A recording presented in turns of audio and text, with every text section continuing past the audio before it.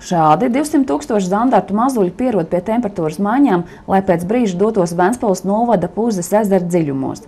Zivju mazuļi nav lētsprieks. 1000 mazu zandartu maksā 5, bet līda cena 4 latus. Un tāpat kā dabā, garantijas izdzīvošanai ir mazas. Labākajā gadījumā izdzīvos 2% no ielaistā daudzuma. Izķer arī. Spiediens uz ezeru palielinājies kopš, teiksim, kaut kādi 10 gadu atpakaļ. Mēs nedaudz palīdzējām aprīlī arī līdakām, 100 000 mazās līdaciņas kāpuriņas ielaidām. Kad 3 gadi te ir viņi laist un izskatās, ka viņi te labi ir iedzīvojušies, vajadzētu palīdzēt tām lielām zivīm ar papildus pielaižot klāt. Jo makšķerniekiem zandarts ir tāds, iecienīts makšķerēšanas, spinningošanas objekts. Plēsīgās zivs, es uzskatu, ka nekad nekļūs pa daudz. Tās pašas regulē savu skaitu. Un pastoties ārzem reklāmas, kā tur ķerās, tad mums vēl tālu līdz tam. Droši vien pareizāk būtu laist jau tādas rudens līdaciņas, kas tur būtu 10 cm, 15 cm garas, bet tas ir cits naudas cipars uzreiz, pilnīgi cits.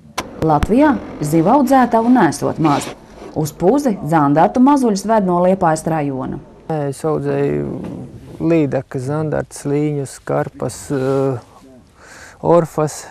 Tas ir tikpat grūti, cik zemeni izaudzēt, ka govi izaudzēt, ka teļi izaudzēt un katram savu garozi vienkārši. Ir gan vests no Valmieras, gan no Ķeguma, gan no Dolas. Puzes ezera līgums ar valsti paredz zivju resursu pavairošanu. Tomēr makšķernieku naudu, kas devusies apjomā, zivju mazuļu izmaksas nesedz. Aivars cer uz lauku atbalstu dienestu, valsts zivju fonda un kāda laba Eiropas fonda piesaisti. Jo vairāk raksta projekts, jo vairāk fanātiķi, teiksim, tāpat kā Aivars, jo lielāki atdevi būs ezeriem, upēm, mūsu dabai un viss tam līdzīgi. Toties palīgi zivju ielaišanā ezerā strādā brīvprātīgi. Kas pensionāram var būt par dārgu? Pensionāram tik atpūt. Pagājušajā gadā bija tā, līdaks bija maz, astes ar kaut kur pazūd, viens švakāk ir. Izšķir, cik izšķir, bet dabīgi, ja neko nelaidis iekšā un tikai ķērs, tad jau galīgi nekas nebūs vairs. Zivis tiek ielaistas tuvu dabīgā nārsta vietai. Tas dabiskais nārsts jau notiek, tepat tās 5-6 metru dziļumā ir viena tāda stabila nārsta vieta, jo te ir palikusi tāda caurule ezerā no seniem laikiem. Tā ir apaugusi ar gliemežiem, bet tās caurules ir tās zandarta līgzes.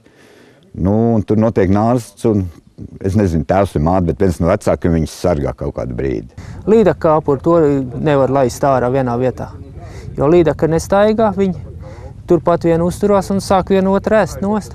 Procesu uzrauga valsts vides dienests, kurš strādā vairākos novados. Mums, kā inspekcijai, nav viegli laika. Mums ir jāiztiek ar to, kas mums ir iedots un cik iedots ir, un ja plānojam darbu attiecībā no to, cik mums resursus ir.